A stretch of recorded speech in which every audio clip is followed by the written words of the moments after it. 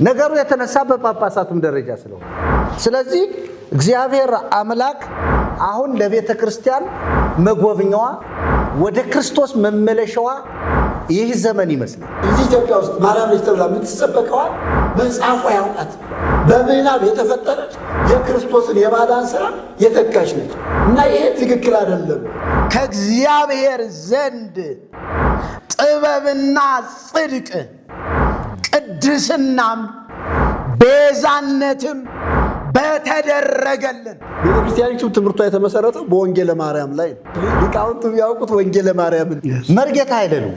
እሱም እንግዲህ ከያዙት ያው ከዋልድ መጽሐፍ ለምሳሌ ታምሩ እንትኑ ጠፋኝ ከጎኗ በፈሰሰው ደሟ ታምር 12 ይላል። ታምር 12 እንደሱ የሚል ነገርም ስላለ ምናልባት እሱንም ጨምሮ ሌሎችንም እሱ ደግሞ ማብራሪያ ይስጡና ወደ ሐሳባችን እየጠቀለልን እንሄዳለን። ለእግዚአብሔር ክብር ይሁንልን። ክብር ለእግዚአብሔር ይሁን። አሜን። እንግዲህ ቤተክርስቲያን ውስጥ ያለው ወንጌለ ማርያም ነው። ወንጌል ሊቃውንቱ የሚያውቁት ወንጌለ ማርያም ነው። በነገራችን ላይ ምን መሰለህ መልአክ እየተናገረ ያለ እኔ ምን አስታወስኩ እና የሰዎች እኮ የሚያውቁት ይሄንን ነው። በቃ ሌላ እኮ የሚያውቁት ነገር የለም። ስለዚህ ሌላ ነገር ስለማያውቁ ያንን የተቀበሉትን ነገር ነው የተማሩትን ነገር ነው እያደረጉ ያሉት እና ወንጌለ ማርያም ነው እንጂ ወደ ቤተክርስቲያን የገባው የክርስቶስ ወንጌል ወደ ቤተክርስቲያን አልገባም። ቤተክርስቲያኒቱ ትምህርቷ የተመሰረተው በወንጌለ ማርያም ላይ ነው። ለዚህ እኮ ነው በቃ ያለ ማርያም አዳኝ የለም። አሁን እኮ ሁሉ ነገር የሚናገረው እኮ ይሄንን ነው። ያለ ማርያም አዳኝ የለም። መልዕልተ ጽጌ ላይ ታውቁታላችሁ አይደል? ብፁዓን ኃጥአን ለታምረኪ ተወከሉ የሚል ጻድቅ እስጢፋኖስ ዘይትኛካ በጻማ ገድሉ እንበሌች ድንግል አድህኖተ ዓለም ኩሉ አድህኖ ነፍሶሙ እንኩነኔ ነቢያት ይክሉ በቃ እንበሌች ድንግል አድህኖ ህድጊስ አድህኖተ ዓለም ኩሉ ህድጊስ አድህኖተ ዓለም ኩሉ አድህኖ ነፍሶሙ እንኩነኔ ነቢያት ይክሉ። ተመልከት እንኳን ዓለምን ማዳን ይቅርና ያላንቺ ነው። እንኳን ዓለምን ማዳን ይቅርና ያላንቺ ነቢያት ነፍሳቸውን እንኳን ማዳን አልቻሉም። ይሄ ነው ሲሰበክ የኖረው። እንግዲህ ሊቃውንት ተሰብስበው ይሄንን ነው የሚያዜሙ። ስለዚህ ቤተክርስቲያን ውስጥ ያለው ወንጌለ ማርያም ነው እንጂ የክርስቶስ ወንጌል ቤተክርስቲያን ውስጥ የለም። ምን ይላል መሰላችሁ? የራእይ መጽሐፍ ራእይ ምዕራፍ 5 ላይ እንደው እሱን ላንበውና እሱ በጣም እንትን አለኝ እና ምን ይላል መሰላችሁ? ራእይ ምዕራፍ 5 ከቁጥር 1 ጀምሮ በዙፋኑ ላይ በተቀመጠው በቀኝ እጁ ላይ በውስጥና በኋላ የተጻፈበት በሰባትም ማኅተም የተዘጋ መጽሐፍ አየሁ ይላል። ብርቱም መልአክ መጽሐፉን ይዘረጋ ዘንድ ማኅተሙን ይፈታ ዘንድ የሚገባው ማን ነው ብሎ በታላቅ ድምፅ ሲያውጅ አየሁ። በሰማይም ቢሆን በምድርም ላይ ቢሆን ከምድርም በታች ቢሆን መጽሐፉን ሊዘረጋ ወይም ሊመለከተው ማንም አልቻለው። መጽሐፉን ሊዘረጋ ወይም ሊመለከተው የሚገባው ማንም ስላልተገኘ እጅግ አለቀስኩ ይላል። ከሽማግሌዎችም አንዱ አታልቅስ፣ እነሆ ከይሁዳ ነገድ የሆነው አንበሳ እርሱ የዳዊት ሥርና የዳዊት ሥር መጽሐፉን ይዘረጋ ዘንድ ሰባቱንም ማኅተም ይፈታ ዘንድ ድል ነስቷል አለኝ። በዙፋኑና በአራቱ እንስሶች መካከል በሽማግሌዎች መካከል እንደታረደ በግ ቆሞ አየሁ። 7 ቀንዶች 7 ዓይኖች ነበሩት። እነርሱም ወደ ምድር ሁሉ የተላኩ የእግዚአብሔር መናፍስት ናቸው። መጥቶም በዙፋኑ ላይ ከተቀመጠው ከዚያ ከቀኝ እጁ መጽሐፉን ወሰደ። መጽሐፉንም በወሰደ ጊዜ 4ቱ እንስሶች 24ቱ ሽማግሌዎች በበጉ ፊት ወድቀው እያንዳንዳቸው በገናንና የቅዱሳንን ጸሎት የሆነ ዕጣን የሞላበት የወርቅ ዕቃ ያዙ። መጽሐፉን ትወስድ ዘንድ ማኅተሞችን ትፈታ ዘንድ ይገባሃል፣ ታርዳሃልና በደምህም ለእግዚአብሔር ከነገድ ሁሉ ከቋንቋ ሁሉ ከወገን ሁሉ ከሕዝብ ሁሉ ሰዎችን አይተህ ለአምላካችን መንግሥትና ካህናት የሆኑ ዘንድ አደረግካቸው፣ በምድርም ላይ ይነግሣሉ እያሉ አዲሱን ቅኔ ይዘምራሉ። አየሁ በዙፋኑም በእንስሶችም በሽማግሌዎችም ዙሪያ የብዙ መላእክትን ሰማሁ። ቁጥራቸው አእላፋት ጊዜ አእላፋት ሺህ ጊዜ ሺህ ነበረ። በታላቅ ድምፅም የታረደው በግ ኃይልና ባለጠግነት፣ ጥበብ፣ ብርታት፣ ክብር፣ ምስጋና፣ በረከት ሊቀበል ይገባዋል አሉ። በሰማይና በምድር ከምድርም በታች በባህር ያለ ፍጥረት ሁሉ በእነሱም ውስጥ ያለ ሁሉ በረከትና ክብር፣ ምስጋና፣ ኃይልም ከዘላለም እስከ ዘላለም በዙፋኑ ላይ ለተቀመጠው ለበጉ ይሁን ሲሉ ሰማሁ። 4 እንስሶች አሜን አሉ። ሽማግሌዎችም ወድቀው ሰገዱ። መላእክት ማርያምን አይደለም የሚያመሰግኑት። መላእክት የሚያመሰግኑት ማንን ነው ከተባለ የታረደውን በግ። ክብር ለእግዚአብሔር ይሁን። የታረደውን በግ ነው የሚያመሰግኑት። አትሸወድ ወገኔ። ሰማህ አይደል? ቅድም ይኸው መላእክት ያመሰግኑሻል አይደል? ሀለወትኪ ማርያም እምቅድመ ሰማይ ወምድር መላእክተ ሰማይ ትላኩኪ አይደል? ቅድም ያነበቀው መላእክተ ሰማይ ይሴብሑኪ ፀሐይ ወወርኅ ይቀደሙኪ መላእክተ ሰማይ ይሴብሑኪ ዘእምቅድመ ዓለም ሀለወትኪ ቆይ ሰራዊተ መላእክት ይሴብሑኪ ዘእምቅድመ ዓለም ሀለወትኪ ለማኅደረ ወልዱ እግዚአብሔር ዘኀረየኪ ተመልከታ ዘእምቅድመ ዓለም ሀለወትኪ። ስለዚህ ሰማይ ወምድር አልቀደሙሽም እንደዚህ ይላል። ሀለወትኪ ማርያም ቅድመ የተፈጠሩ ሰማይ ወምድር ሀለወትኪ ፀሐይ ወወርኅ ይቀደሙኪ መላእክተ ሰማይ ትላኩኪ ሱራፌል ወኪሩቤል ነው ይሴብሑኪ የሚላል። እሱን ያነበብክ መስሎኝ ነው። እና መላእክት እሷን አይደለም የሚያመሰግኑት። መላእክት የሚያመሰግኑት በጉን ነው። ይኸው መጽሐፍ እኮ ነገረን። ደግሞ የሚያመሰግኑበት የምስጋናቸው ምክንያት እንደሆነ ታውቃላችሁ? መጽሐፍ ትወስድ ዘንድ ማኅተሙን ትፈታ ዘንድ ይገባሃል፣ ታርዳሃልና በደምህም ለእግዚአብሔር ከነገድ ሁሉ ከቋንቋ ሁሉ ከወገን ሁሉ ከሕዝቡም ሁሉ ሰዎችን ዋጅተህ። ቤዛ ማለት እኮ መዋጀት ነው። ሰዎችን ዋጅተህ ለአምላካችን መንግሥትና ካህናት የሆኑ ዘንድ አደረካቸው ይላል። ስለዚህ መላእክትን በሏቸው ምንም በሏቸው በጉን ነው የሚያመሰግኑ። በጉ ደግሞ የሚመሰገነው በደሙ ሰዎችን ሁሉ ምን ስላለ ስለዋጀን። ስለዚህ ቤተ ክርስቲያን ይሄ የስተት ወንጌል የተበላሸ ወንጌል አስቀምጣ መላእክት ማርያም እንደሚያመሰግኑ አድርጋ አስቀምጣለች። እኔ ለሌላ ሐሳብ ከምናገር እኔ ዝም ብዬ በሐሳቡ ላይ ልናገር። ለምን መሰላችሁ? አሁን ይህንን ማንሳት አልፈልኩም። አለ ቤዛ የሚል ማት ነገር አለ። ቅድምም ነግሬያቸዋለሁ አይደለ? ቤዛ ነፍሰ ኩሉ መዋቲ በሰማይ ወምድር እስመ ኮንኪ አንቲ መድኃኒተ ኩሉ ዓለም እስመ ኮንኪ አንቲ በሰማይ ወምድር እስመ ኮንኪ አንቲ ነው የሚለው። ኧረ እንደዚያ ነው የሚለው አለ እኮ እዚህ እንትኑ ላይ ሰዓታቱ ላይ አለ። እና ይኸውላችሁ እሷ የሰው ሁሉ ነፍስ ቤዛ ነች ብላ ነው ቤተክርስቲያን የምታስተምር። ስለዚህ በሰማይም በምድርም የነፍስ ሁሉ ቤዛ አንቺ ነሽ። ስለዚህ እኛ አሁን እየተቃወምን ያለነው እየተናገርን ያለነው አንድ ቤዛ አለ። እሱ ኢየሱስ ክርስቶስ ነው።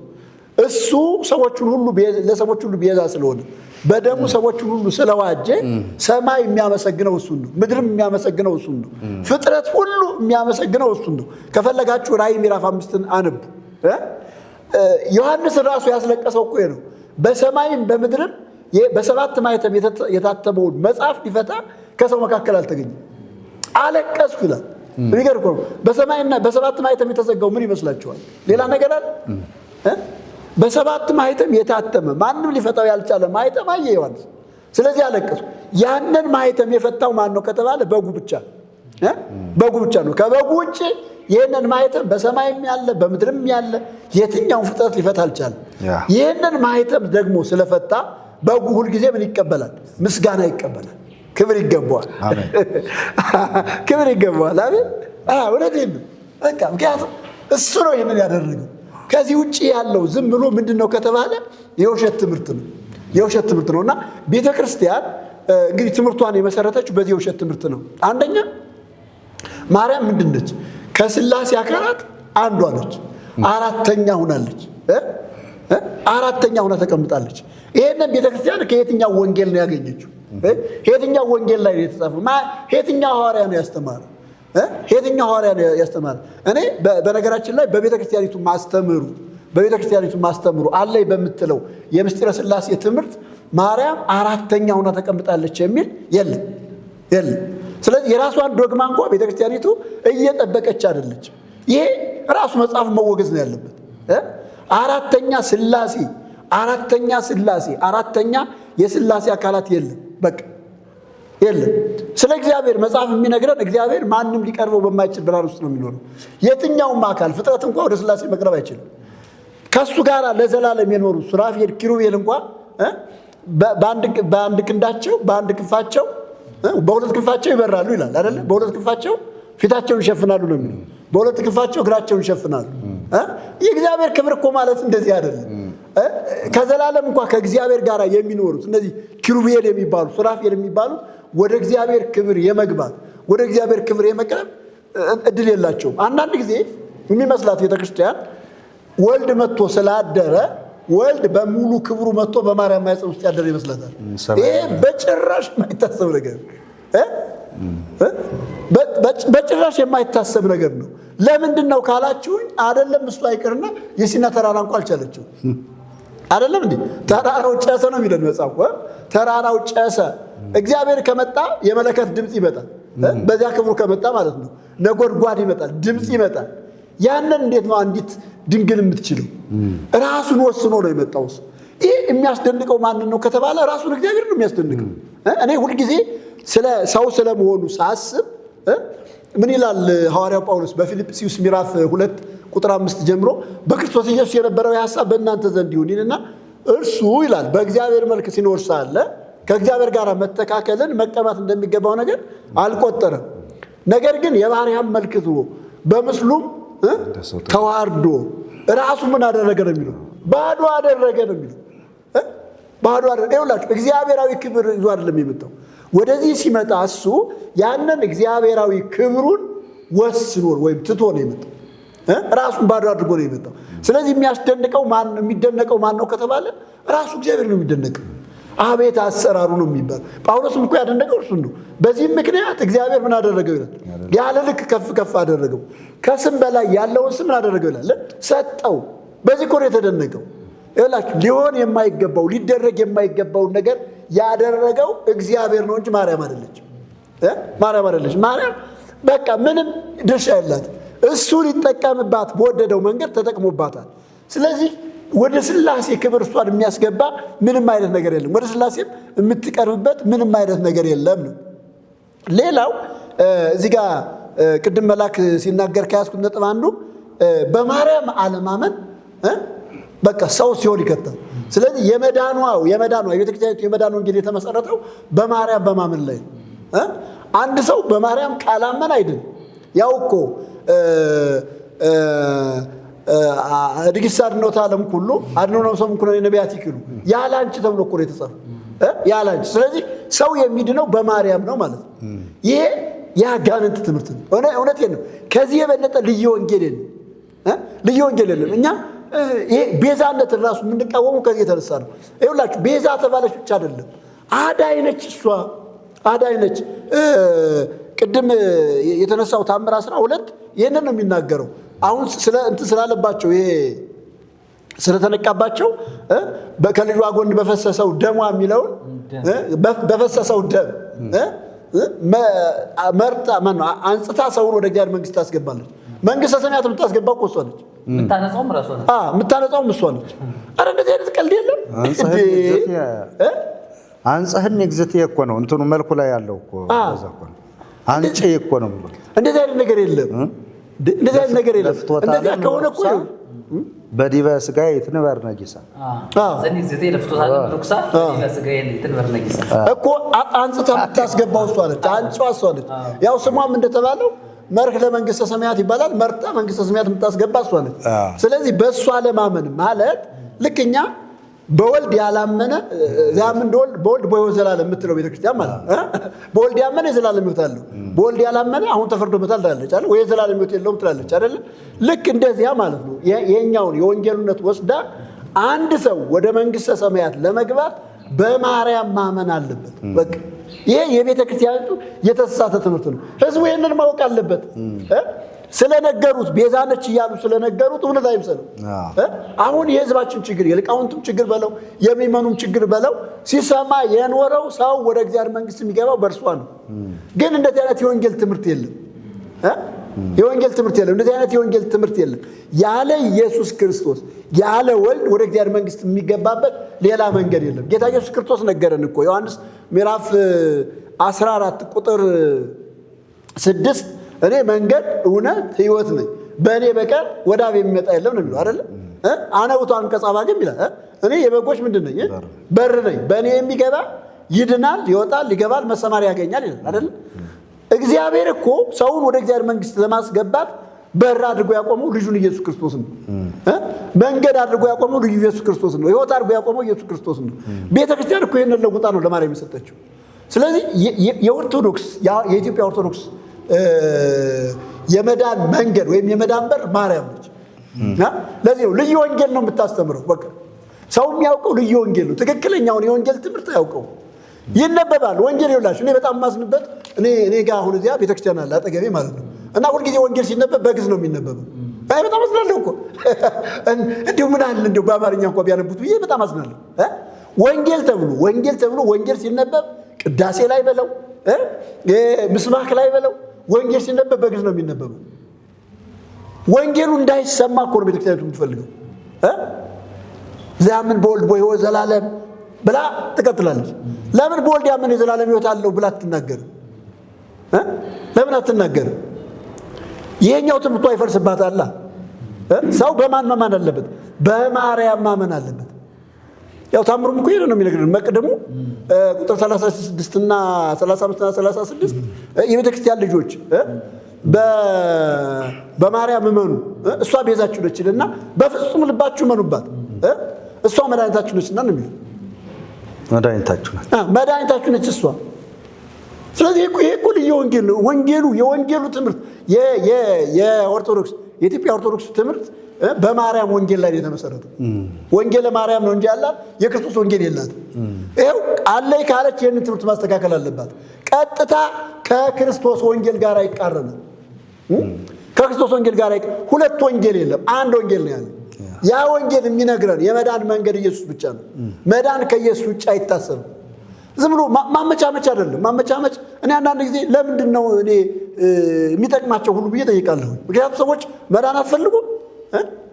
አንድ ቀን የሆነ ቤት ሄድኩኝና ስሄድ ያው ቤተሰብ ነንና አንድ ልጅ አላቸውና ሁልጊዜ ይከራከረኛል እና አባትየውም ከእሱ ጋር ተጨምሮ ለመከራከር ይሞክራልና መዳን ነው የምትፈልገው ወይስ ሃይማኖት መከተል አልኩት። እሱማ መዳን ነው የምፈልገው አለኝ። መዳን ከፈለክ ወንጌሉን እመን አልኩት። ወንጌሉን መዳን ከፈለክ እንዴ ሃይማኖት ከሆነ መቀጠል ትችላለህ፣ ችግር የለውም። ከኔም ጋር አታወራ። መዳን ከፈለክ ወንጌሉን እመን። ይኸውላችሁ መዳን ከፈለጋችሁ ወንጌሉን እመኑ። ወንጌሉ ነው የሚነግረን፣ ግልጹን ወንጌሉ ነው የሚነግረን። ይሄ ትምህርት የእግዚአብሔር ቃል አይደለም።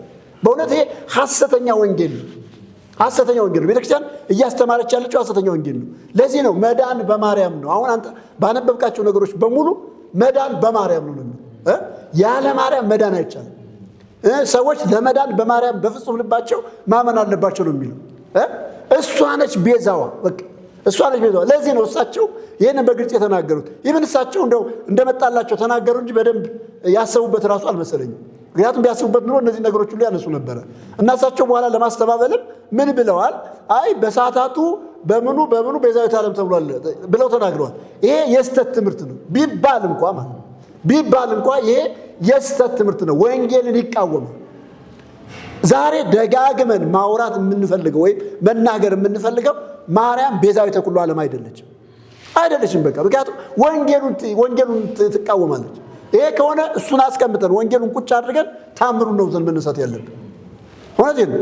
ታምሩን ብቻ ነው ዘን መነሳት ያለብን፣ ወይም ሰዓታቱን ድርሰቱን ብቻ ነው። እነ አባ ጊዮርጊስ ዘጋስጫ ብለዋል ምናምን እና አባ ጊዮርጊስ ዘጋስጫ ተሰስተው ነው ያሉት። ይሄን እግዚአብሔር ነግሯቸው አይደለም፣ ሐዋርያት አስተምሯቸው አይደለም። የትኛውም ሐዋርያ ቤዛዊተ ኩሉ ዓለም ብሎ ማርያምን አላስተማረም።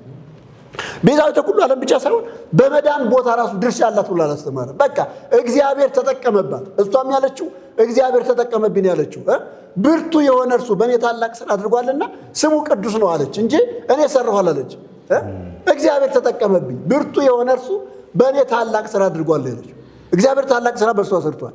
ስለ እሷ እግዚአብሔር እናመሰግናለን። ስለ ጌታችን እናት ማለት ነው። ከዚያ ውጭ እዚህ ኢትዮጵያ ውስጥ ማርያም ነች ተብላ የምትሰበከዋል መጽሐፉ አያውቃትም።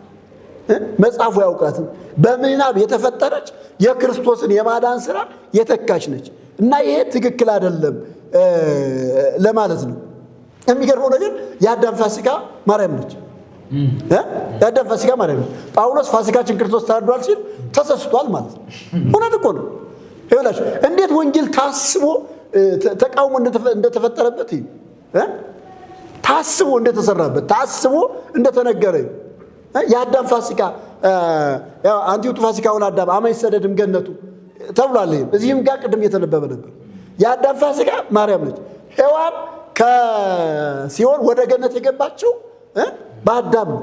ማነው? በማርያም ነው። የሚገርም እኮ ነው። እኔ ሔዋን ብትሰማም ብታዝን ይመስለኛል። ሄታ ውቂያት ነው የምትል እውነት እንደዛ ትላለች። ሄታ ውቃት እግዚአብሔር በገባው የተስፋ ቃል መሰረት ነው የመጣው። ጳውሎስ ምን አለ? ገላትያ ምዕራፍ 4 ቁጥር 4 ላይ የዘመኑ ፍጻሜ በደረሰ ጊዜ ከሴት የተወለደውን ልጁ ምን አደረገ ይላል? ላከ። አያችሁ፣ የዘመኑ ፍጻሜ በደረሰ ጊዜ እግዚአብሔር ከሴት የተወለደውን ልጁን ላከ። እንደ ልጆች እንሆን ዘንድ ከሕግ በታች ያሉትን ይዋጅ ዘንድ አለ እንጂ ተዋጅ ዘንድ አላለ። አያችሁ፣ የዋጀ ነው የመጣ ተልኮ የመጣ ማን ነው ከተባለ ልጁ ነው። የዘመኑ ፍጻሜ እግዚአብሔር የሰጠው የተስፋ ቃል ሲሞላ ሲፈጸም እግዚአብሔር የላከልን ልጁን ነው። ማርያምን አላከልን። እውነቴን ነው። ማርያምን አላ እዚህ ምድር አገኛት፣ ተጠቀመባት። ከዚያ ውጭ ግን እኛን ለማዳን የመጣ እሱ ነው። ከሕግ በታች ያሉትን ይዋጅ እንደ ልጆች እንሆን ዘንድ ይላል። አያችሁ፣ እንደ ልጆች እንሆን ዘንድ ከሕግ በታች ያሉትን ይዋጅ ዘንድ። ከዚያ ቀጥሎ አባባ ብለን የምንጮህበት የልጅነት መንፈስ ምን አደረገን? ሰጠን። ከእንግዲህ በኋላ ልጅ ነህ እንጂ ምን አይደለም ይላል። ባሪያ አይደለህም። በልጁ ስለተዋጀን ይህንን የሚናገረው በልጁ ስለተዋጀን ይህንን እያወራን ያለ። ስለዚህ ይሄ ራሱ ልዩ ወንጌል ነው። ልዩ ወንጌል ነው። የእኛ ፋሲካ ክርስቶስ ነው። ጳውሎስ ይህንን ያለ አንደኛ ቆሮንቶስ ምዕራፍ 5 ላይ ፋሲካችን ክርስቶስ ታርዷልና ነው። ከእንግዲህ በኋላ ቂጣ ባለን እንበል እናድርግ። ይሄ ከእርሾ ከግፍ ጸርተን ቂጣ ባለን እናድርግ። ክርስቶስ ነው የታረደልን። ማርያም አልታረደችም። በነገራችን ላይ ማርያም ታርዳለች ይላሉ እኮ እነሱ። ነገረ ማርያም ላይ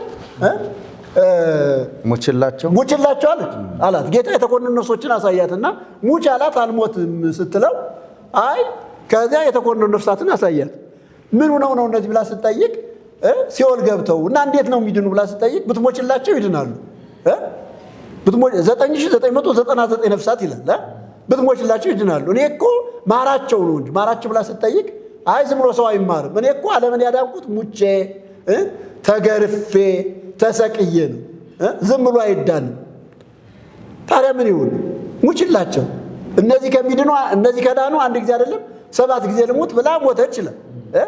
ከዚያ በኋላ ለትውልዱ መጽደቂያ ሆነች፣ ውህብት ስጡት ተባለች እያሉ ይነግሩናል። ይሄ እኮ ነው ይውላችሁ። ተክተዋታል። አያችሁ፣ ልክ ክርስቶስ እንደሞተው ለሰው ልጆች ሲል እሷም ተተክታ ለሰው ልጆች ሙታለች 9999 ነፍሳትን ለማዳን። እኛ የምናውቀው ለሰው የሞተ አንድ ጌታ ብቻ ነው። ሌላ የሞተ የለም። አይነግረንም መጽሐፍ። እሱ ደግሞ ያላዳነው ሰው የለም። እሱ ሳያድነው እሱ ሳይሞትለት ቀርቶ በሌላ ሰው የሚድን በሌላ የሚተካ ነፍስ የለም። እውነት ነው። የሰው ሁሉ ምትክ እሱ ነው። የሰው ሁሉ ቤዛ ኩሉ ዓለም የሰው ሁሉ ቤዛ እሱ ነው። ቅድም እንዳላችሁት ቤተክርስቲያን ይኸው ተወልደ ቤዛ ኩሉ ዓለም እያለች የዓለም ሁሉ ቤዛ ዛሬ ተወለደ ስትል ኑራ ቆይታ ደግሞ ሌላ ቤዛች ታመጣለች። እንደው የሚያሳዝነው ትምህርቱ ራሱ እርስ በርስ የሚቃረን እርስ በርስ የሚምታታ ጌታ ያስባት። በእውነት እኔ ከዚህ ውጭ ሌላ የምለው ነገር የለኝም። ምን ይባላል? የዓለም ሁሉ ቤዛ ክርስቶስ፣ ከዚያ ውጭ ሌላ ቤዛ የለም። እሷ አልሞተችም። ይሄ ውሸት ነው። ይኸውላችሁ ሁልጊዜ በብልሃተኞች የሚፈጠር ወንጌል አለ። ሐዋርያት በነበሩበት ጊዜ ሐዋርያትን በጣም ያስቸገረው ይሄ ትምህርት ነው። ይሄ ትምህርት ነው ያስቸገራቸው። በብልሃተኞች እየተፈጠረ ትክክለኛውን ወንጌል ለመበረዝ የሚመጣ ትምህርት ነበረ። ዛሬም አለ። እንደዚያ ነው እየሆነ ያለ። ወደ ቤተክርስቲያኒቱ የተሰበከውን ወንጌል ለቤተክርስቲያኒቱ የተሰበከውን ወንጌል ሐሰተኞች ሐዋርያት በርዘውታል፣ ለውጠውታል። በርዘውታል አይደለም ለውጠውታል። በነገራችን ላይ ማርያም ተተክታለች። በቃ በኢትዮጵያ ቤተክርስቲያን ውስጥ ምንም አንተ ማርያምን አትካድ እንጂ ኢየሱስን ብትክድ ችግር የለው፣ አብ ወልድ መንፈስ ቅዱስን ብትክድ ችግር የለው ይላል እኮ ታምረ ማርያም። አታስታውሱም? የበላይ ያሰቡ ታምር እኮ ይህንን ነው የሚነግረን። የበላይ ያሰቡ ታምር ሰውየው ለመን አይደለም ሲለምን ስለ አብ ስለ ወልድ ስለ መንፈስ ቅዱስ ሲለው እምቢ አለ አይደለም። ስለ መላእክት ስለ ጻድቃን ስለ ሰማዕታት ሲል እምቢ አለ፣ አልሰጠውም። እንትን ላይ ደግሞ እዚህ ይህን ቅዳሴ ማርያም አንድ ብታ ላይ ምን ይላል መሰላችሁ? እንዲያውም እሱ በጣም የባሰ ነው። ሰይጣን መንገድ ላይ አንድ ሰውዬ ሀብታም ነበረ እና ደይቶ ሲሄድ መንገድ ላይ ሰይጣን አገኘ እና ወዴት እየሄድክ ነው ሲለው በቃ ያለኝ ሀብቴ በሙሉ አለቀ፣ በተከበርኩበት ተከብሬ በኖርኩበት አገር ውስጥ እንዳለምን አፍራለሁ። ስለዚህ በቃ ወደ ሌላ ሀገር ተሰድጄ እኖራለሁ ብሎ ሲሄድ ሰይጣን መንገድ ላይ ያገኘው እና ድንጋይ ይዞ ድንጋዩን አሳየውና ይህንን ወርቅ ይህን ድንጋይ ብሰጥህ ወይም ይህን ወርቅ ብሰጥህ ትመለሳለህ አለው። አዎ እመለሳለሁ። ይህንማ ካገኘሁ ምን አሳደደኝ? በሀገሬ ላይ እኖራለሁ አለ። የምልህን ታደርግልኛለህ? እሺ አደርጋለሁ። አብ ወልድ መንፈስ ቅዱስን ካድልኝ። እሺ ካደ። መላእክትን ካድልኝ፣ ካደ። ጻድቃን ሰማዕታት ሁሉ ካድልኝ፣ ካደ። ሁሉን ክዶ ማርያምን ካድልኝ አለ። እሷንማ እንዴት እክዳለሁ? እሷማ ምርኩዜ ነች፣ እንዴት እክዳለሁ አለ። እሷን ካልካድክማ ብሎ የሰጠውን ወርቅ የሚመስል ድንጋይ ተቀበለና በዚያ መጡት፣ ሞተ። እና ሲሞት በዚህ ዳነ ይላል። ልቡን ሲለው ሞተ። ይሄ እኮ አያችሁ፣ ሰው እግዚአብሔርን ክዶ በማርያም ይድናል። በድንጋዩ ወርቅ ነበር። ከዚያ ማርያምን አልክድም ሲል አምጣው ሲለው ድንጋዩ ወርቁ ወደ ድንጋይ ተቀየረ። እዛ በኋላ ልቡን ሲለው እሱ ነው ቤዛ ባለ እኮ ይኸውልህ እኮ ሞተ። ሲሞት ነፍሱ መንግሥተ ሰማያት ሄደች። የድንጋይ ቤዛ ማለት እሱ ሲሞት ሲኦል ሲሄድ መጣችና ማርልኝ ትለዋለህ። እንዴ ምን ነገር አለው አለ። እንደው የበላይ ያሰብን እኮ ልቶ ብዬ ነው ይሄ ይብሳል ብዬ ስላሰብኩ እና ምን ነገር አለው ሲላት እኔን ክዶ አባቴን ክዶ መንፈስ ቅዱስን ክዶ ጻድቃን ሰማዕታትን ቅዱሳንን ክዶ ምን ተስፋ አለው ምናምን። አይ እኔን እኮ አምኗል፣ እኔን አምኗል። ስለዚህ እኔን አላምንም ስላለ ነው የገደለው። በዚህ ያው ይህንንማ ካልክ ጡቴን እቆርጣለሁ ነው ምናምን ብላ እንዲያውም እኮ ፉከር አለበት። ይህንንማ ካልክ ጡቴን እቆርጣለሁ ምናምን ብላ ይኸው ቤዛ ሆነዋለች። እሱ ጡት ሁሉ ጊዜ ሲታወስ ነው። የቅዳሴ ማርያም አንድምታ ነው። የቅዳሴ ማርያም አንድምታ ነው። ስለዚህ ይኸውላችሁ ልዩ ወንጌል ነው ተተክቷል። ወንጌሉ በማን በማርያም ተተክቷል። ክርስቶስ በማርያም ተተክቷል። ለዚያ ነው ቤተክርስቲያን የተንጫጫችው እኮ ዝም ብላ አይደለም። ወንጌሉ ይሄ ነዋ፣ ሲተሰበክ የኖረው ይሄ ነዋ። ይሄንን ሰው የሚያውቀው። ስለዚህ ይሄንን እንዴት ይታገስ እንዴ? ወንጌሉ በማርያም ተተክቷል። ስለዚህ ወንጌል ማርያም ነው ቤተክርስቲያን ውስጥ ያለው እንጂ ሌላ ነገር የለም ማለት ነው። ስለዚህ ምንድነው አሁን እነዚህን እያነሳን ያለ ነው? አጠቃላይ ወንጌል የለም ቤተክርስቲያን ውስጥ ነው። ትምህርቱ በአጠቃላይ የተመሰረተው የድነቱ ትምህርት እሷ ላይ ነው። የቤዛነቱ ትምህርት እሷ ላይ ነው። እያንዳንዱ ነገር የተመሰረተው እሷ ላይ ነው። ስለዚህ የእሷ ነገር ከተነካ ወይም ደግሞ እሷ ከፈረሰች ቤተክርስቲያኒቱ ችግር ውስጥ ትወድቃለች። ስለዚህ ህዝቡ ችግር ውስጥ ይወድቃል። ጽድቁ ችግር ውስጥ ይወድቃል። የትኛውም በነገራችን ላይ የኢትዮጵያ ህዝብ ትልቋ ችግር እሷ ነች። እኛን እንኳን የምትፈትነን እሷ ነበረች። እኔ ወንጌል ገብቶኝ እንኳን የእሷ ነገር በጣም ያስቸግረኝ ነበር። ብዙ ሰው ወንጌል ነግሬው እንዲያው የእሷ ነገር እንኳን አይሆንልኝም ነው የሚለው። ስለዚህ የኢትዮጵያ ሲሰበከው የኖረው ሲሰማው የኖረው ወንጌለ ማርያም ነው እና ይሄ ወንጌለ ማርያም መፍረስ አለበት። እኔ እውነቴን ነው። የሊቃውንት ጉባኤ ወይም ደግሞ የቤተ ክርስቲያን አባቶች ቆም ብለው የክርስቶስ ወንጌል በውሸት ወንጌል እንደተለወጠ መረዳት አለባቸው። ይሄ ካልሆነ ችግር ነው።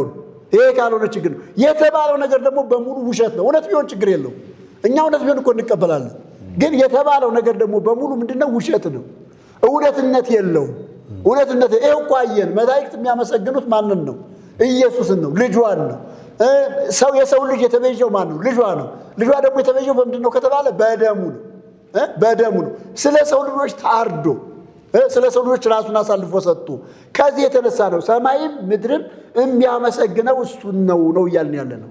ስለዚህ ቤተ ክርስቲያን ወደ ክርስቶስ ወንጌል መመለስ አለባት ለማለት ነው። አመሰግናለሁ። ስብሐት ለእግዚአብሔር በሰማያት አይደለም የሚለው። በጣም እንግዲህ ምንድነው ቤተ ክርስቲያን ላይ አሁን የተነሳው ማዕበል ወጀብ ትልቅ ጥያቄ የነበረው በታድሶ አገልግሎት ላይ ይሄ ጉዳይ ነው። ታድሶአውያን ከዚህ የበለጠ ሌላ ነገር ያነሱ አይመስለኝም። ያነሳ ካለ እሱን እንግዲህ ምናልባት ማየት አለብን።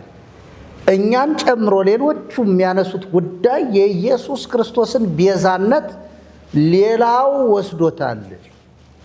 ኢየሱስ ነው ቤዛ፣ ኢየሱስ ነው አዳኝ፣ ኢየሱስ ነው መንገድ፣ ኢየሱስ ነው እውነት። እሳቸውም ተናግረዋል። መንገድ፣ እውነት፣ ሕይወት ነው ያሉ። እንዲያውም ቀጥ አድርገው በመናገራቸው ደግሞ ደስ ብሎኛል። ለምን የእውነት የሕይወት መንገድ አላሉ። መጽሐፉን እንደበረዙ መንገድ ነው፣ እውነት ነው፣ ሕይወት ነው ብለው ነው የተናገሩ እና የጌታችንን የኢየሱስ ክርስቶስን አዳኝነት ሲናገሩ ደግሞ የመዳን ቀን አሁን ነው ብለዋል። ይህንን የሚናገሩ ሊቀ ጳጳስ ሲገኙ እንደ እውነቱ ከሆነ ወደ ላይ እርከናቸውን ከፍ አድርገው በተለይ ትምህርት ላይ ስለሆነ ነገሩ ያለ ስተቱ ያለ እዚህ ላይ እኒህ ሰውዬ ወስዶ ማስቀመጥ ነበረባቸው። ይሄ የተገለጠላቸውን ጳጳስ ማግኘት እጅግ ከባድ ስለሆነ እንዴ መርገምን ይዘው የመጡ የግብፅን ጳጳሳት እኮ ተቀብለው የኖሩ እኮ ናቸው። እንዴት በረከትን የሚያውጅ ጳጳስ እንዴት ይወገዙ ይባል?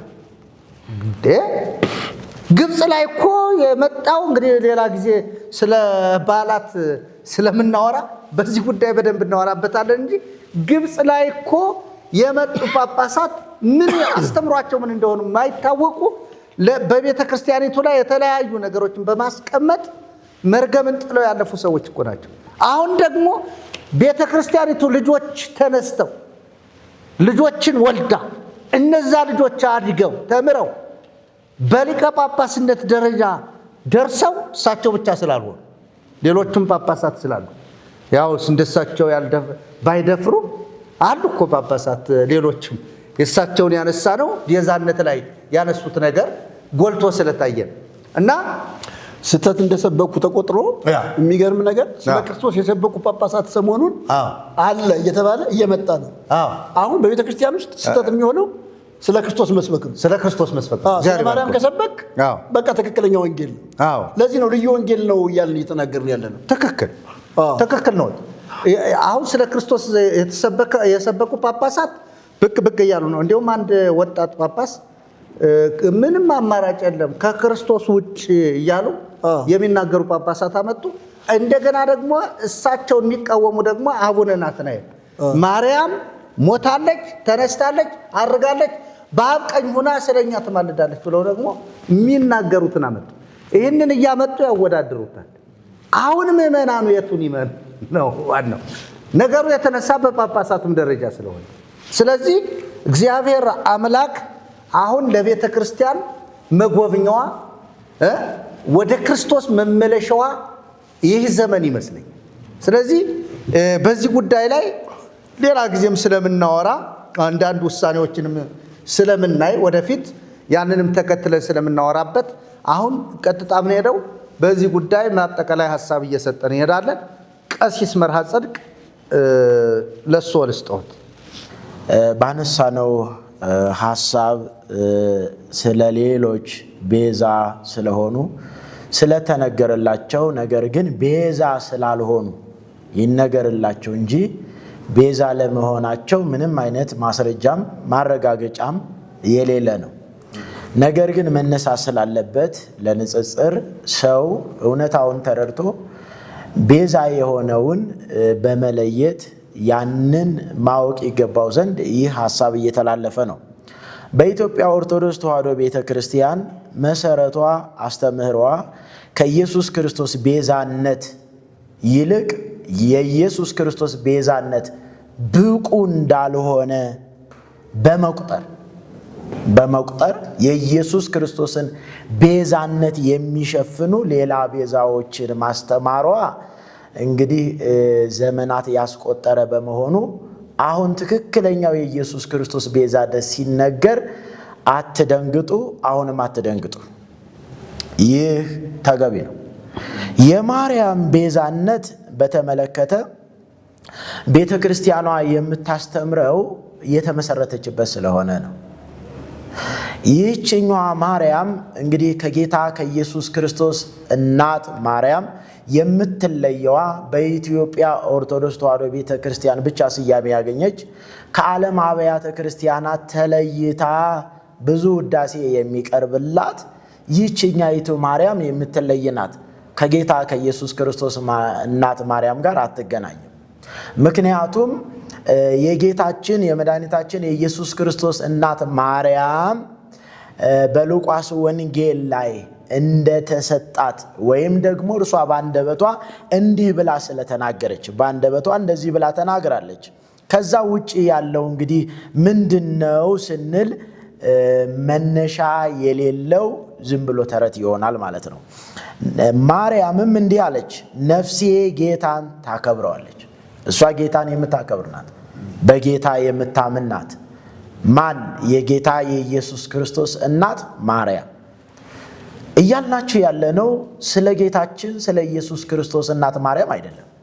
በኢትዮጵያ ስለምትመለከው ኩኬለሽ፣ ጅባስራ፣ ስውሯ፣ ወይብላ እየተባለች ስያሜ የተሰጣትን ነገር ግን መጽሐፍ ቅዱስ እንደው ጥቂቶቹን ብዬ ነው መጽሐፍ ቅዱስ የማያውቃትን ማርያምን ነው አላስፈላጊ ስያሜ ተሰጥቷታል።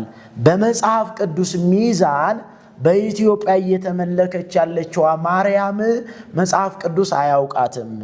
መጽሐፍ ቅዱስ ስለ እርሷ አልዘገበም። ስለ እውነተኛው አዳኝና ቤዛ ግን በትክክል መጽሐፍ ቅዱስ በግልጽ አስቀምጧል። እንግዲህ እውነተኛዋ የጌታ ኢየሱስ ክርስቶስ ማርያም እንዲህ አለች፣ ነፍሴ ጌታ ታከብረዋለች፣ መንፈሴም በአምላኬ በመድኃኒቴ ሐሴት ታደርጋለች። መድኃኒቷ እንደሆነ መሰከረች። እንግዲህ እሷ የተረዳችው በመድኃኒቴ ካለች ከሷ በላይ የሚያውቅ የለም።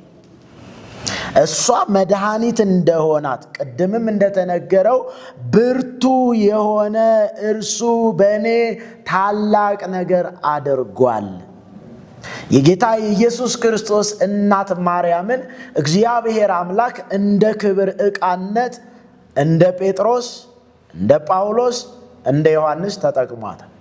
እንደ ክብር ዕቃነት፣ እንደ ቤዛነት አይደለም፣ እንደ ክብር ዕቃነት ፈቃዱን ለመግለጽ ፈቃዱን ለመፈጸም እግዚአብሔር የተጠቀመባት ድንቅ ሴት ናት የጌታ የኢየሱስ ክርስቶስ እናት ማርያም። በቤተ ክርስቲያኒቱ በኢትዮጵያ ኦርቶዶክስ ቤተ ክርስቲያን የሚዜምላት ውዳሴ የሚቀርብላት በእያንዳንዱ ዕለት ከእሑድ እስከ እሑድ ውዳሴ ማርያም ተብሎ የሚደገምላት ይችኛይቱ ማርያም ልዩ ማርያም ናት። ልዩ ማርያም ናት። የእግዚአብሔርን የአምላክነትን ድርሻ የተሰጣት ይህ በሰው ባይሆን ሰዎች ቢሰጧትም እውነት አይደለም። ከዚህ አንጻር ሰዎች ሊረዱት የሚገባው እንደ እግዚአብሔር ቃል ሲፈተሽ እውነት ያልሆነ ነው። በቃ እንደ እግዚአብሔር ቃል እንደ ሰው ዕውቀት እንደ ሰው መረዳት አይደለም። እንደ እግዚአብሔር ዕውቀት ቃል ሲፈተሽ ውሸት ነው። ይህ በኢትዮጵያ የምትመለከው ማርያም የውሸት ማርያም ናት። ከኢየሱስ ክርስቶስ እናት ማርያም ጋር አትመሳሰልም። ያልተገባ ግብር የተሰጣት በመሆኑ ይህም ያልተገባ ግብር የተሰጣት በመሆኑ ምክንያቱም ሱራፌል ኪሩቤል የሚያመሰግኑት በዙፋኑ ላይ የተቀመጠውን ኦዚያን በሞተበት ዓመት በትንቢተ ኢሳይያስ ላይ ወድቀው የሚሰግዱለት ቅዱስ ቅዱስ ቅዱስ እያሉ የሚያመሰግኑት በዙፋኑ ላይ የተቀመጠውን እግዚአብሔርን ነው። በአዲስ ኪዳንም ቅድም መምህር ኃይለ ልዑል እንደገለጡት ሁሉ ስለ ፈቃድህ ተፈጥረዋልና ስለ ፈቃድህም ሆነዋልና ምስጋና፣ ክብር፣ ውዳሴ፣ አምልኮ ልትቀበል ይገባሃል እያሉ በሰማይ ያሉ ቅዱሳን የሚያመሰግኑት በዙፋኑ ላይ የተቀመጠውን ነው። ሌላ ይመሰገናል አላለንም። በመጽሐፍ ቅዱስ ሚዛን መላእክቱም እልፍ ጊዜ አእላፋት እየሰገዱ ሃሌሉያ ይላሉ ብሎ ዮሐንስ የነገረን በመጽሐፍ ቅዱስ በሰማይ ያለውን ሥርዓት የመሰከረልን ይህንን ነው። ከዚህ ውጪ ያለ ግብሯ ግብር የተሰጣት ማርያም ስትነካ የውሸት በመሆኑ ሁሉ ደንግጧል። ያስደነግጣል። ገና መደንገጥ ይሆናል። ምንም አማራጭ ስለሌለ ኢየሱስን የሚተካ ቤዛ ስለሌለ የለም የሚተካ የለም። ይሄ ሊሰመርበት የሚገባ እውነት ነው። የኢየሱስን እውነተኛ ብቸኛ ቤዛነት የሚናገር ሊወገዝ አይገባው። እሰይ አበጀ ደግ አደረክ ነው ሊባል የሚገባው እንጂ ሊወገዝ ሊከሰስ ሊወቀስ አይገባውም። ኢየሱስ ክርስቶስ የእግዚአብሔር ልጅ የሆነው እርሱ ቤዛ ነው እኮ ነው ያሉት ብፁዕ አቡነ ገብርኤል። ሌላ ታሪክ እኮ አልተናገሩ። ስለ ኢየሱስ ክርስቶስ መናገራቸው ተገቢ ነው። የቤተ ክርስቲያንም እውነተኛ አስተምህሮ ነው። ይህንን መረዳት ያስፈልጋል። እንግዲህ በእግዚአብሔር ስፍራ በእግዚአብሔር ቦታ የተተካችው ከዓለም አስቀድሞ ነበረች ብሎ ዮሐንስ አልጻፈላትም። በመጀመሪያው ቃል ነበረ፣ ቃልም እግዚአብሔር ነበረ ብሎ ሲጽፍ ስለ ማርያም መጀመሪያ መኖር አልጻፈልንም። ጳውሎስም ስለ ኢየሱስ ክርስቶስ አብራርቶ ገልጦ ሲያስተምር ስለ ማርያም ያለው ነገር የለም። ጴጥሮስም ከገናናው ክብር ድምፁን ሰማን፣ በዓይኖቻችንም አየን፣ ከእርሱ ጋር በላን ጠጣን ብሎ ሲተርክ ሲናገር ስለ ኢትዮጵያዊቱ ማርያም ምንም አላለም። ስለ ጌታም እናት ምንም አላሉ። ስለ ጌታ ስለ ኢየሱስ ክርስቶስ እናት ማርያምም ምንም አላሉ። ከየት አመጡት ታዲያ? የኢትዮጵያ ኦርቶዶክስ ተዋሕዶ ቤተክርስቲያን ከየት አመጣቸው? በእርግጥ ከ14ኛው መቶ ክፍለ ዘመን በኋላ የመጣ ስለሆነ ያንን እንግዲህ ታሪኩን እናንተ ታውቁታላችሁ። በኢትዮጵያ የምትመለከዋ የአምላክነትን ስፍራ የያዘችዋ የሥላሴ የአራተኛ ሥላሴነትን ቅድስት ተብላ ርብይት የተባለችዋም ርብይት ነው። አሁን ምንድነው? ቅድስት የሥላሴ ርብይት ተብላ ደግሞ የምትጠራዋ ይቺ አራተኛዋ ፈጽሞ በመጽሐፍ ቅዱስ ሐሳብ በመጽሐፍ ቅዱስ ሚዛን የለችም። ውሸት ነው፣ የለችም። ቤተ ክርስቲያን ልታስተምር የሚገባት የኢየሱስ ክርስቶስን ቤዛነት ሲሆን ማርያም አረ ኢየሱስ ልበል። እሱ ነዋ ዓለምን ሊያድን የመጣው። ለዓለምን ሊያድን የመጣው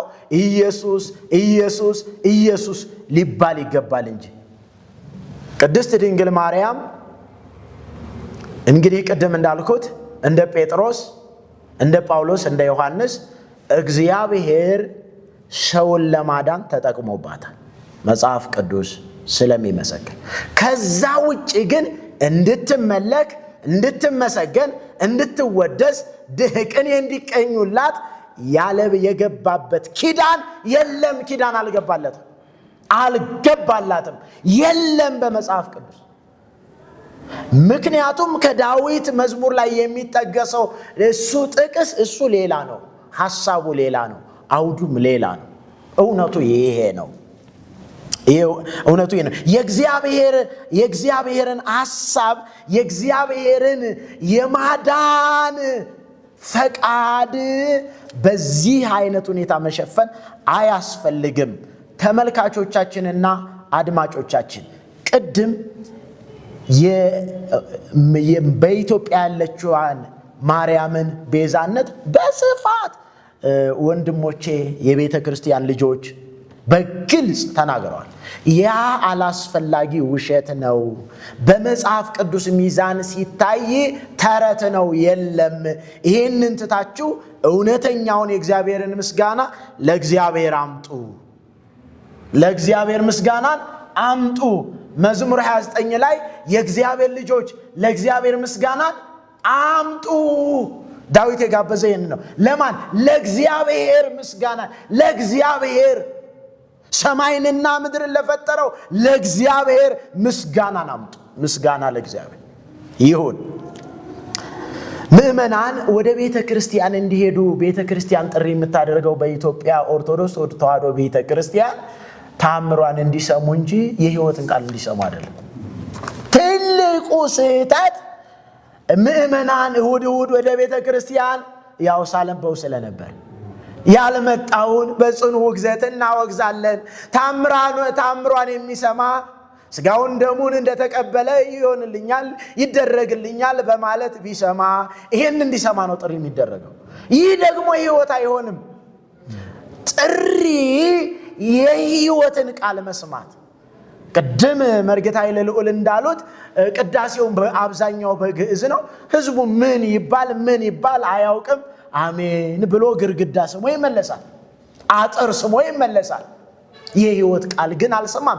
ይህ ምስኪን ህዝብ ያሳዝነኛል። በአንድ በኩል በጣም ባለማወቁ ህዝቤ ዕውቀት ከማጣቱ የተነሳ ምን ብሏል? ጠፍቷል። ከጥፋትስ ማን ይመልሰው? መሪዎቹ የሚያሰሙት ታምረ ማርያም የሕይወትን ቃል አይደለም። ሄደው እንኳን ቤት ጸበል ስንረጭ ድርሳነ ሚካኤል ነው ይዘን ምን ሄደው። ከድርሳነ ሚካኤልና ከማርያም ታምር ውጪ ህዝቡ እንዲሰማ አይፈቀድም። ስለ ኢየሱስ ክርስቶስ ስለ ወንጌል ከተነገረ መናፍቃን ጋር ተገናኝታችሁ ነበረ፣ ጴንጤዎች አግኝተዋችሁ ነበረ ይባላል። በዚህ ፍርሃት ውስጥ በዚህ ስጋት ውስጥ ነው ህዝቡም ያለው። ህዝቡም ያርፍ ዘንድ እባካችሁ የሕይወትን ቃል ወንጌልን ስበኩ። እንግዲህ ቤተ ክርስቲያን ሲኬድ ቅዳሴው የማርያም ስግደቱ ለማርያም፣ አምልኮው ለማርያም፣ ውዳሴው ለማርያም እግዚአብሔርን ያስረሳ ይህ ታሪክ መቀየር አለበት። ሊቃውንቱ ምናልባት እንግዲህ በሚያደርጉት ውይይት ይህንን አንስተው ተገቢውን የበጉን ክብር ወደ ቤተ ክርስቲያን እንዲመለስ ያደርጋሉ የሚል ተስፋለን ብርሃን የበራላቸው ስላሉ ብፁዕ አቡነ ገብርኤል ተገቢውን ቤዛነት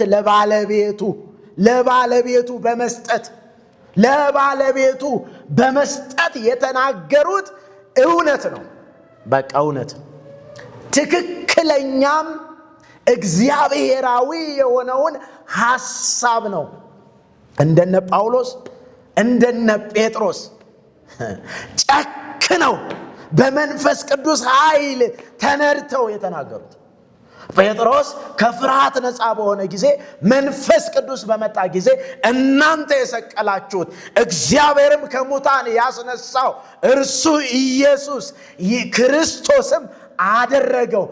አሁን የምታዩትን የምትሰሙትን የተስፋውን ቃል ከአብ ተቀብሎ አፈሰሰዋል። የዛ አይነት ምስክርነት ነው የሰጡት። ያው መንፈስ ቅዱስ ሲመጣ ኢየሱስን ብቻ ነው የሚያሳየው። መንፈስ ቅዱስ ሲገባን የሚገልጠው የሚያከብረው ኢየሱስን እውነተኛውን ቤዛ ነው። ስለዚህ በዚህ ሚዛን ድንግል ማርያም የክብር ዕቃነት ሆና በትክክል ያገለገለችዋን ማርያምን እርሷን በሚገባት ክብርና በማክበር የሚገባትን ክብር በመስጠት ነው። በመንቀፍ አይደለም የተናገሩት። የሚገባትን ክብር በመስጠት ነው የተናገሩት። ከዚህ አንጻር እኛ አሁን ያነሳናቸው እነዚህ በጭፍን የተደረሱ ድርሰቶች በጭፍን ነው በቃ እንግዲህ በጨለማ ውስጥ በድንግዝግዝ የተደረሱ ድርሰቶች አላስፈላጊ ናቸው። ቤተ ክርስቲያን መታደስ፣ ቤተ ክርስቲያን ህዝቦቿን ምእመኖቿን የሕይወትን ቃል ማስተማር አለባት። ቤተ ክርስቲያን ትታደስ ስንል እነዚህ የምታዩቸው ወንድሞቼ የገባቸው የእግዚአብሔር እውነት ስለሆነ ነው። የተረዱት የእግዚአብሔርን ሐሳብና ፈቃድ ስለሆነ ነው። እንግዲህ የእግዚአብሔር ሐሳብና ፈቃድ የገባው ሰው ቢገረፍም ዝም አይልም። እንደ ጴጥሮስና እንደ ዮሐንስ ቢወገርም ዝም አይልም። ለምን? ውስጡ የገባው እውነት የሚናገር ስለሆነ ዝም የሚያስብል አይደለም። እንዳትናገሩ ቢባል እንኳን እንሸሽገው ዘንድ አንችልም። ለምን? ተገልጧል። ሞትን አሸንፏል። ትንሣኤና ሕይወት እርሱ ነው። ያዳነን እርሱ ነው። እንድንበት ዘንድ ከሰማይ የተሰጠን ስም ኢየሱስ ጌታ እንደሆነ፣ ጉልበት ሁሉ ለእርሱ ይንበረከክ ዘንድ፣ ምላስም ሁሉ ኢየሱስ ጌታ እንደሆነ ይመሰክር ዘንድ ነው። ይህንን እውነት ነው መመስከር ያለበት። ከዚህ አንጻር እነዚህ ያነሳናቸውን እንዲያው ለጠቅላላ ዕውቀት ተገቢ ስላልሆኑ ውሸት ስለሆኑ እነዚህን በመሻር በማስቀመጥ በመሻር በቃ ውሸት በእውነት ይሻራል። በቃ እውነት ያልሆነ ነገር በእውነት ሃሌሉያ ይታደሳል። ስለዚህ ይህንን እውነት ምዕመናን፣ ተመልካቾች፣ አድማጮቻችን እንድትረዱ አጽንኦት ሰጥተን በጌታ ፍቅር ልናሳስባችሁ እንወዳለን። አንድ ቃል በአንደኛ ቆሮንቶስ ምዕራፍ 1 ቁጥር 31 ላይ እንደዚህ ይላል።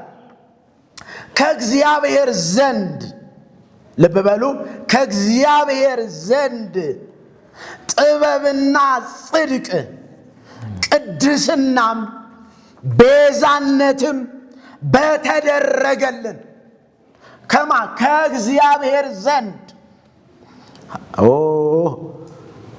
ጥበብና ጽድቅ ቅድስናም ቤዛነትም በተደረገልን በክርስቶስ ኢየሱስ የሆናችሁ ከእርሱ ነው። እግዚአብሔር የተመሰገነ ይሁን።